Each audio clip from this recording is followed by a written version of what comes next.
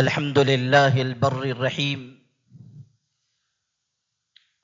ذي الفضل العظيم وأتم الصلاة وأفضل التسليم على النبي الكريم محمد وآله وصحبه أجمعين، أما بعد.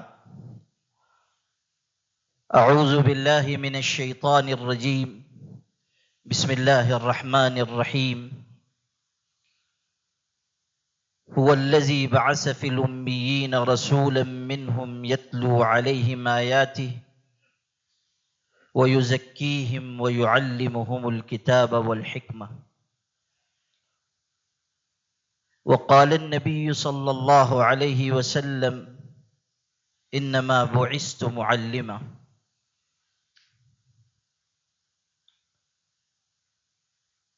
حضرات اساتین علم و فضل، مہمانان گرامی مرتبت،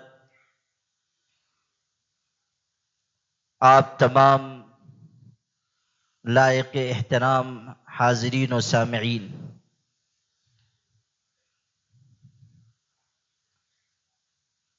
آج کا یہ بابرکت اور پر رونق تعلیمی و تربیتی ورکشاپ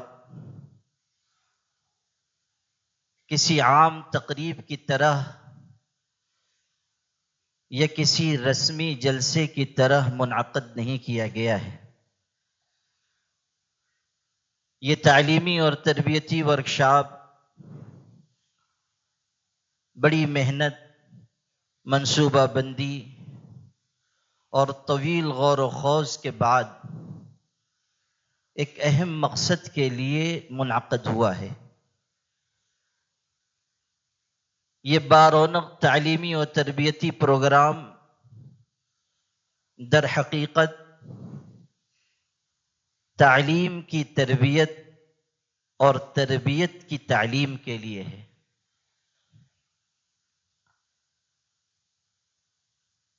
یہ میری خوشگوار ذمہ داری ہے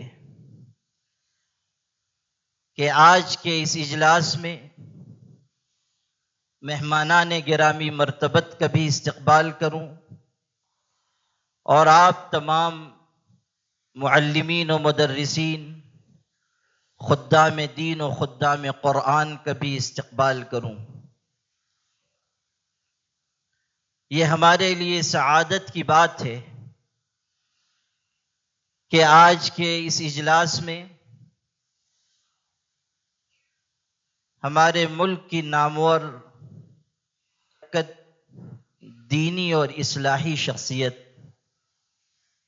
حضرت مولانا صلاح الدین سیفی نقشبندی دامت برکاتہم تشریف فرما ہیں۔ حضرت مولانا صلاح الدین سیفی صاحب دامت برکاتہم باوقار عالم دین، نامور شیخ طریقت اور رشد و ہدایت کے علم بردار ہیں۔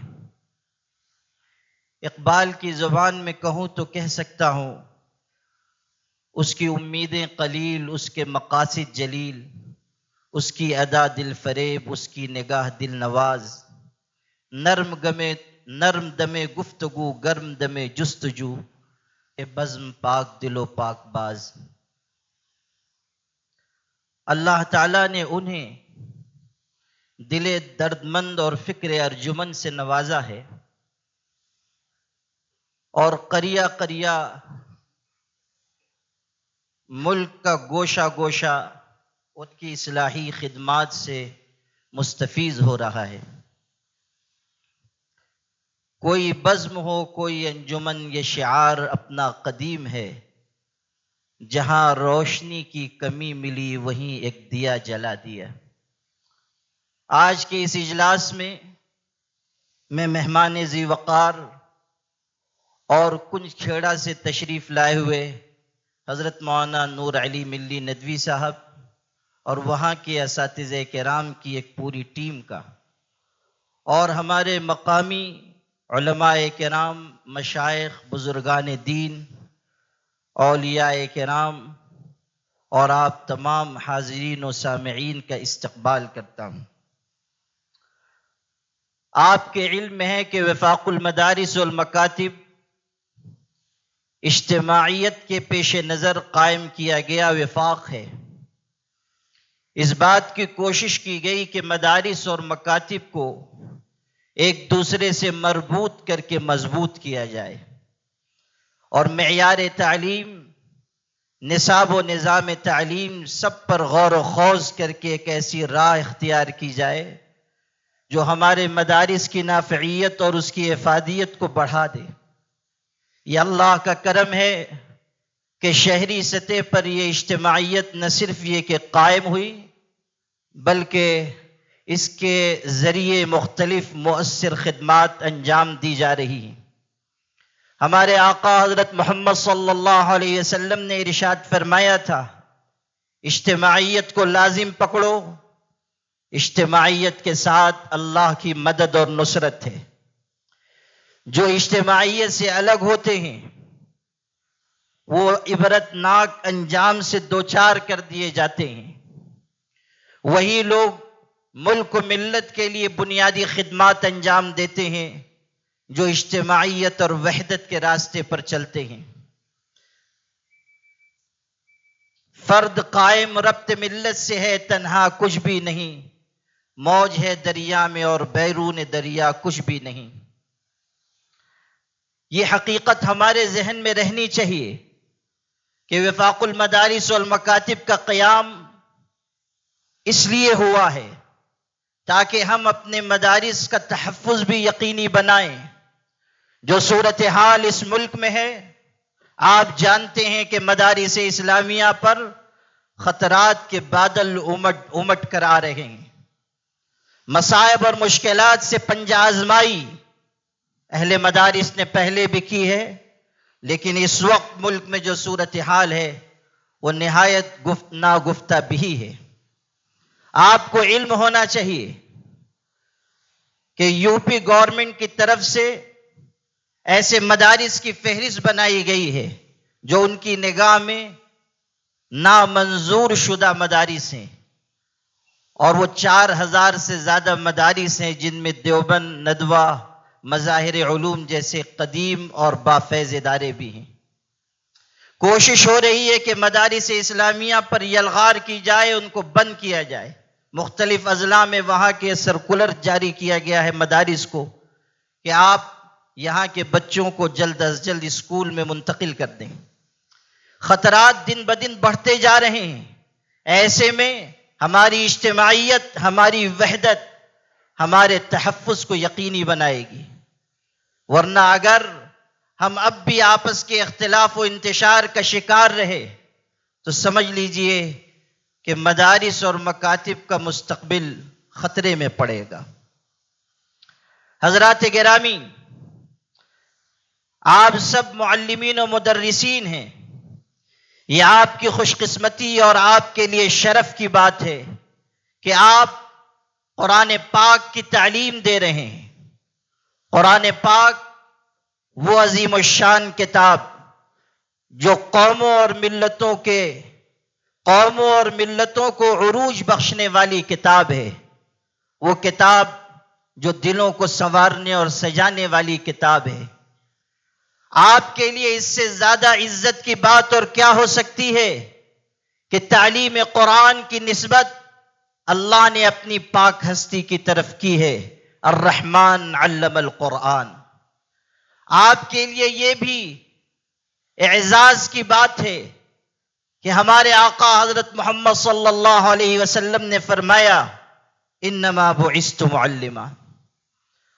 آپ صلی اللہ علیہ وسلم نے تعلیم کے میدان میں سب سے زیادہ افضلیت اس شخص کی بیان کی جو قرآن پاک کی تعلیم دے۔ سیدنا عثمان ابن عفان رضی اللہ عنہ نقل کرتے ہیں، بخاری میں روایت ہے، حضرت نبی کریم صلی اللہ علیہ وسلم نے فرمایا، ان افضلکم من تعلم القرآن وعلمہ۔ آپ صلی اللہ علیہ وسلم نے ایک طرف مقام و منصب بیان کیا، دوسری طرف آپ نے احساس ذمہ داری پیدا کرنے کے لیے ارشاد فرمایا، العلماء مصابیح فی الارض۔ علماء روئے زمین پر ہدایت کا چراغ ہیں، اپنے آپ کو مشقت میں ڈالتے ہیں اور زمانے کو روشنی بخشتے ہیں۔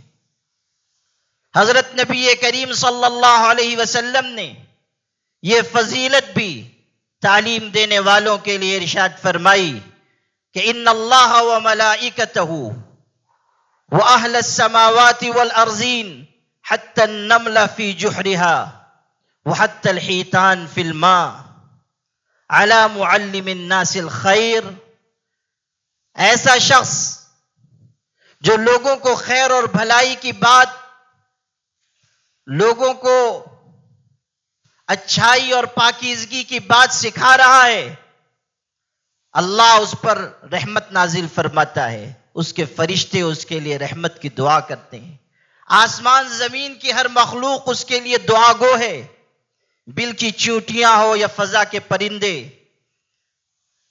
خیر اور بھلائی کی دعوت دینے والے کے لیے وہ دعا گو ہیں۔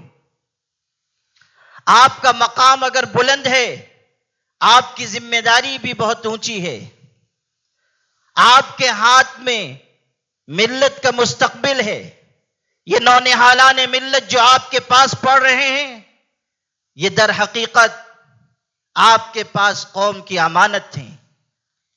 اگر آپ ان کو تراش خراش کر کسی قابل بنائیں تو یہ آپ کے لیے ذخیرہ آخرت ہیں۔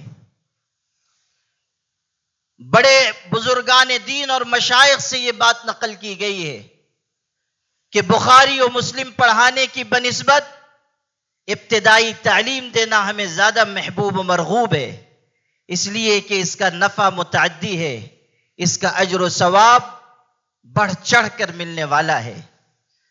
اجر و ثواب اور نفع کے متعدی ہونے کا راز یہ ہے کہ آپ نے جسے نورانی قاعدہ یا ناظر قرآن پڑھایا، وہ آگے جہاں تک بھی جائے گا، جو تعلیم بھی حاصل کرے گا، احادیث اور فقہ اور اصول فقہ کو اپنے دل میں جگہ دے گا، جس بلندی تک بھی وہ جائے، چونکہ پہلی اینٹ آپ نے رکھی ہے اس لیے اس کا سارا اجر و ثواب آپ کے نام اعمال میں لکھا جائے گا۔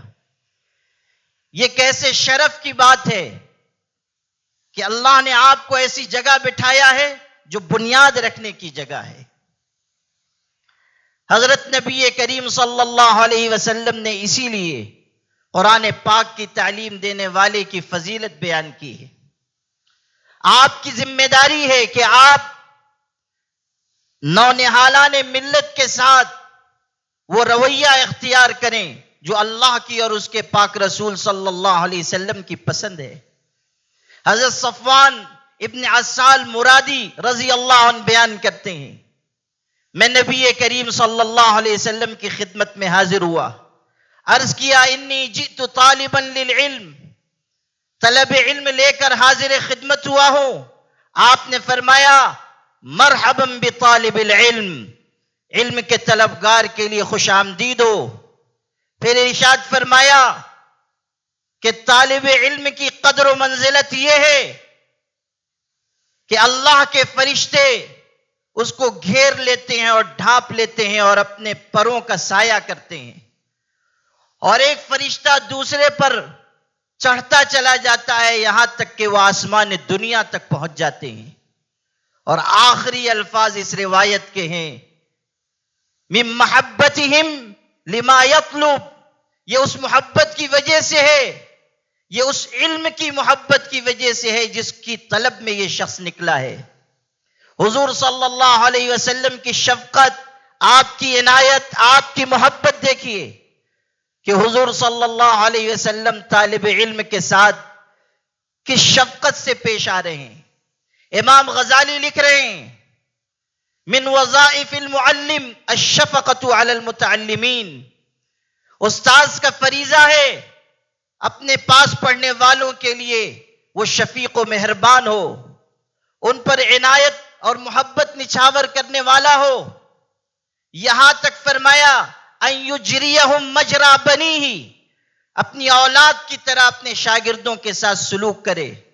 ماں باپ یہ چاہتے ہیں کہ اپنی اولاد کو دنیا کی آگ سے بچائیں، استاذ کی ذمہ داری یہ ہے کہ اپنے شاگردوں کو جہنم کی آگ سے بچائے۔ آپ کے اندر یہ احساس ہو کہ آپ کو اللہ نے کیسی بڑی ذمہ داری عطا کی ہے. آپ خود اخلاق و کردار کا نمونہ بنے. عربی میں کہا جاتا ہے تنتقل الطباع من المعلمین الى المتعلمین. عادتیں سکھانے والوں سے سیکھنے والوں کی طرف منتقل ہوتی ہیں. آپ کا کردار جیسا ہوگا وہی آپ کے شاگردوں کے آئینے میں جلوہ گر ہوگا. آپ کا کردار آپ کے شاگردوں کے لیے مشعل راہ مینار نور بنے گا. اگر آپ کا کردار اچھا نہیں، آپ کے شاگرد آپ سے اچھے کردار کے بجائے برے کردار کا سبق لیں گے. آپ غور کر لیجئے کہ اللہ تعالیٰ نے آپ کو کیسی نازک ذمہ داری دی ہے، اور آپ بحیثیت معلم قرآن کس مسند پر بیٹھے ہوئے ہیں. آج کا یہ تعلیمی و تربیتی ورکشاپ اس لیے بھی رکھا گیا ہے کہ آپ کے اندر مزید احساس ذمہ داری، مزید احساس جواب دہی پیدا ہو. ہم سب جو مدرسوں اور مکاتب سے جڑے ہوئے ہیں، ملک کے بدلے ہوئے حالات میں ہم اپنی ذمہ داریوں کو زیادہ واضح، مضبوط، مستحکم، منظم انداز میں انجام دیں. صورتحال یہ ہے کہ ارتداد کی لہریں آپ کے گھروں کے دروازوں تک آ رہی ہیں. کتنی مسلمان بچیاں ہیں جو مرتد ہو چکی، کتنے مسلمان نوجوان ہیں جو فکری طریقے پر دین سے دور جا چکے. امام ابن قیم رحمت اللہ علیہ نے لکھا ہے کہ فتنے دو طرح کے ہیں، ایک شہوتوں کا فتنہ اور ایک شبہات کا فتنہ. فتنۃ الشہوات، فتنۃ الشبہات. یہ دونوں فتنے نہایت خطرناک ہیں. شیطان بہت سوں کو شہوتوں کے فتنے میں مبتلا کرتا ہے، بہت سوں کو شبہات کے فتنے میں مبتلا کرتا ہے. اس وقت کوشش ہو رہی ہے کہ مسلمان نوجوانوں کو ورغلایا جائے، ان کے ذہن میں اسلامی شریعت کے احکامات کے بارے میں شک پیدا کیا جائے. اور کتنے ہمارے عزیز ایسے ہیں جو شکوک و شبہات کا شکار ہو رہے ہیں. ایسے وقت میں ہماری ذمہ داری بڑھ جاتی ہے. ارتداد کے اس سیلاب پر بند باندھنے کا کام ہمیں کرنا ہوگا.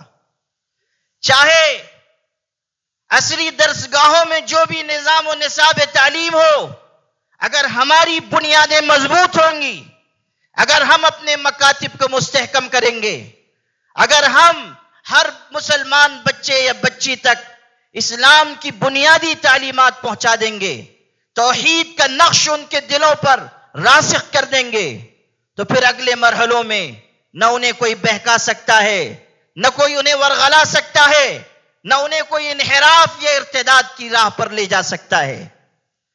ہم جہاں مکتب قائم کیے ہوئے ہیں، ہماری ذمہ داری ہے کہ اس پورے علاقے کے سارے مسلمان بچوں اور بچیوں کو دینی تعلیم سے آشنا کریں. آپ صرف اپنے بچوں کو حرف شناس نہ بنائیں، عقیدے میں مضبوط بنائیں، ایمان میں مضبوط بنائیں. انہیں بتائیں کہ کیسے رہزن اور ڈکیت نکلے ہوئے ہیں جو آپ کے ایمان و عقیدے کے دشمن ہیں، جو شرک کی دعوت لے کر دنیا میں آئے ہوئے ہیں. ان کے مقابل ہمیں توحید پر قائم رہنا ہے، توحید کی دعوت کو عام کرنا ہے، اور یہ اعلان کرنا ہے کہ لا تموتن الا وانتم مسلمون. تمہیں موت نہ آئے مگر اس حالت میں کہ تم مسلمان ہو. یہ عقید توحید ہمیں راسخ کرنا ہوگا. وقت آ گیا ہے کہ ہم اپنی ذمہ داریوں سے کچھ آگے بڑھ کر ان فتنوں کا بھی مقابلہ کریں کہ جو فتنے ابھر کر سامنے آ رہے ہیں، چاہے ہو چاہے خارجی فتنے ہوں. سب کا مضبوطی سے مقابلہ کرنا اور مشکلات سے پنجہ آزمائی کرنا ہماری اور آپ کی بنیادی ذمہ داری ہے. اس وقت صورتحال یہ ہے کہ نئی تعلیمی پالیسی کے نام پر، نصاب تعلیم کی تبدیلی کے نام پر اسکولوں میں وہ کچھ پڑھایا جا رہا ہے جو کفر و شرک کی طرف دعوت دینے والا ہے. نصاب تعلیم میں اتنی تبدیلی ہو رہی ہے، اور ایسی تبدیلی کہ علامان والحفیظ. ابھی قریب میں پارلیمنٹ میں ایک بڑی سیاسی جماعت کے ایک ممبر نے یہ خوبصورت بات کہی، دلچسپ بات بھی کہی. اس نے کہا کہ اسکولوں کے نصاب تعلیم میں جس طرح تبدیلی ہو رہی ہے، کچھ دنوں کے بعد ہم اسکولوں کی کتابوں میں یہ پڑھیں گے کہ گاندھی جی بیچارے بخار سے مر گئے تھے اور ناتھو رام گوڈسے ان کو ہاسپٹل لے جانے کے لیے آیا تھا. یہ بیچارہ اس خدمت پہ مامور ہوا تھا. یہ جو کچھ ادھر ہو رہا ہے، ہمیں اپنی صفوں میں مضبوطی لا کر اور اپنے اداروں اور مکاتب کو مضبوط کر کے ان فتنوں کا جواب دینا ہوگا اور اپنے بچوں کو راہ مستقیم پر گامزن کرنا ہوگا. بہرحال میں اس وقت آپ سب کا استقبال بھی کرتا ہوں، اور خاص طریقے پر ہمارے مہمان گرامی مرتبت حضرت مولانا صلاح الدین سیفی نقشبندی دامت برکاتہم کو آپ سب کی طرف سے خوش آمدید کہتا ہوں. والسلام علیکم ورحمۃ اللہ وبرکاتہ.